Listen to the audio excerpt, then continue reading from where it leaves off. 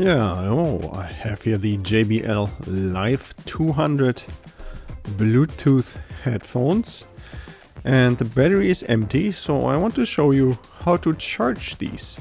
So first of all, we recognize that the battery is low when here this little black dot, there's an LED in there, and when that starts to blink red, then the battery is low and it's time to recharge it. So how do we do that?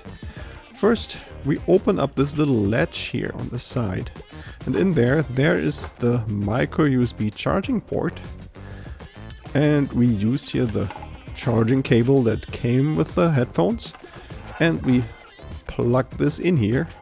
We do this really carefully because there's like a pretty fragile connector in there, so we don't want to accidentally break that or bend it, so we just plug it in carefully, really straight in there. And then the other end here, the USB port, we use that here, for example, with this charging cube. Here, this USB charging cube. You can use like the charging cube from your smartphone, like from your iPhone or Android. And this we just plug into an outlet. And as soon as we do this, we can see here this LED is now constantly red. So this means that the battery is being charged. And so now, how do we know that the battery is fully charged? That is pretty easy. You can see that by this LED turning off. So just like you see here. Okay, and so now at this point, we can disconnect the charging cable again. And again, we do this really carefully. We just want to pull it out straight out of the connector.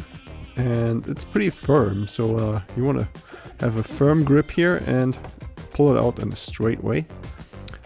And after this, now we're going to close this little latch here again, where the USB charging port is behind, so that there's no dirt going in there. So okay, so this is already it. Now your battery is fully charged and you can reuse your headphones again. I hope this video was helpful. Don't forget to check out my other JBL videos, and if you have any questions, then please leave a comment below.